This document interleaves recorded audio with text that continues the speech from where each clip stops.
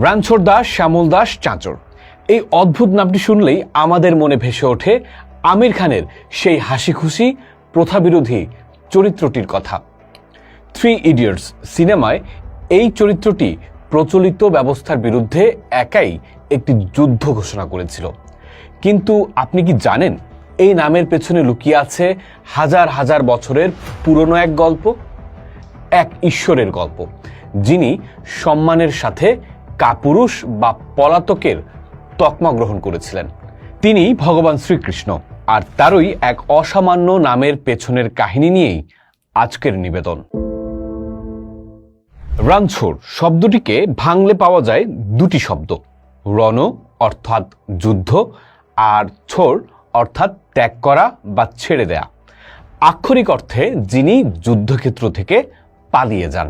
একজন ঈশ্বর যিনি কুরুক্ষেত্রে অর্জুনকে যুদ্ধের জন্য উদ্বুদ্ধ করেছিলেন, তিনি কেন এমন একটি নাম গ্রহণ করলেন? উত্তরটা লুকিয়ে আছে এই শাসকের সর্বোচ্চ কর্তব্যের এক গভীর দর্শনের মধ্যে। গল্পের শুরুটা মথুরায়।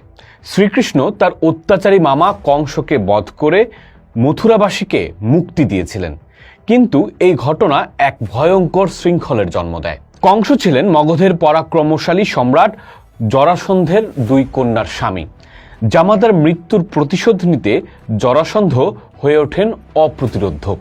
তার ক্রোধের আগুন কেন্দ্রীভূত হয় কৃষ্ণের ওপর, আর তার লক্ষ্যবস্তু হয় কৃষ্ণের প্রিয় মথুরা নগরী। জরাসন্ধ ছিলেন প্রায় অজেয়। তার জন্ম হয়েছিল 2 মায়ের গর্ভে অর্ধেক অর্ধেক শরীর নিয়ে, যা পরে এক সন্ন্যাসী জুড়ে দেয়।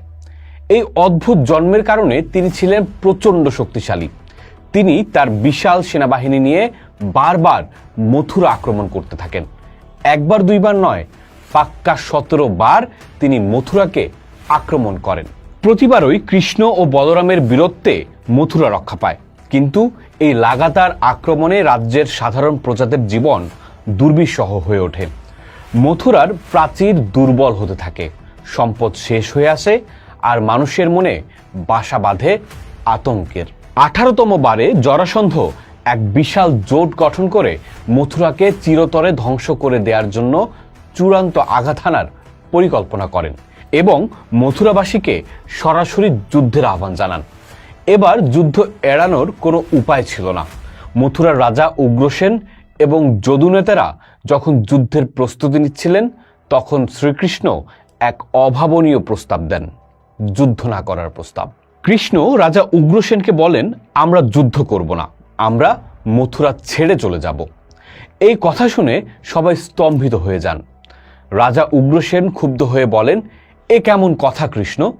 যুদ্ধ না করে পালিয়ে গেলে আমাদের সম্মান কোথায় থাকবে? লোকে আমাদের কাপুরুষ বলবে, যদুবংশের ইতিহাসে কলঙ্ক লেগে যাবে। তখন শ্রীকৃষ্ণ যে উত্তর দিয়েছিলেন তা শুধু একজন রাজা বা নেতার নয়, একজন সত্যিকারের রক্ষাকর্তার দর্শন। তিনি শান্তভাবে বলেন, মহারাজ, যে সম্মান রক্ষা করতে গিয়ে আমার প্রজাদের প্রাণ যায়, তাদের সন্তানদের অনাথ হতে হয়, নারীদের বিধবা হতে হয়, সেই সম্মানের আমার প্রয়োজন নেই। শাসকের অহংকারের চেয়ে আমার কাছে প্রজাদের জীবন অনেক বেশি মূল্যবান। তাদের মৃত্যু যন্ত্রণা থেকে বাঁচানোই আমার প্রথম এবং প্রধান দায়িত্ব। এই যুক্তির কাছে রাজার অহংকার পরাজিত হলো। কৃষ্ণের নির্দেশে দেবশিল্পী বিশ্বকর্মাকে আহ্বান করা হলো। সমুদ্রের মাঝে এক দুর্ভেদ্য ও সুরক্ষিত নগরী নির্মাণের দায়িত্ব দেয়া হলো তাকে। 1 রাতের মধ্যেই বিশ্বকর্মা তার অলৌকিক দক্ষতায় এক ঐশ্বর্যশালী নগরী তৈরি করলেন, যার নাম হলো দ্বারকা, অর্থাৎ বহু দরজা বিশিষ্ট নগরী। এরপর শ্রীকৃষ্ণ তার যোগমায়া বলে মথুরার সমস্ত প্রজাদের তাদের ঘরবাড়ি, গবাদি পশু সহ অলৌকিকভাবে নতুন রাজধানীতে স্থানান্তরিত করলেন।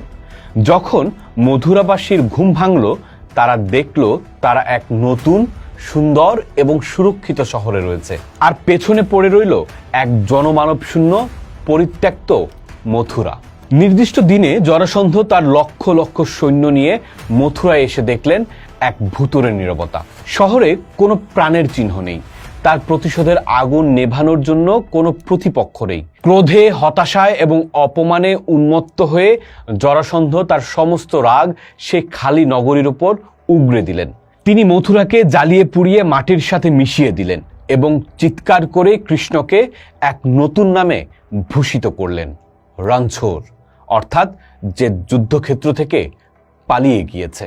এই অপমানজনক নামটি এরপর থেকে কৃষ্ণের সাথে জুড়ে গেল, কিন্তু তিনি তাচ্ছিল্যের বদলে পরম সম্মানের সাথে সেই নাম গ্রহণ করলেন, কারণ এই নাম ছিল তার প্রজাদের প্রতি ভালোবাসার স্মারক। এই নাম প্রমাণ করে যে তিনি এমন একজন নেতা যিনি নিরর্থক রক্তপাতের চেয়ে শান্তিকে, নিজের অপমানের চেয়ে মানুষের জীবনকে বড় করে দেখেছেন।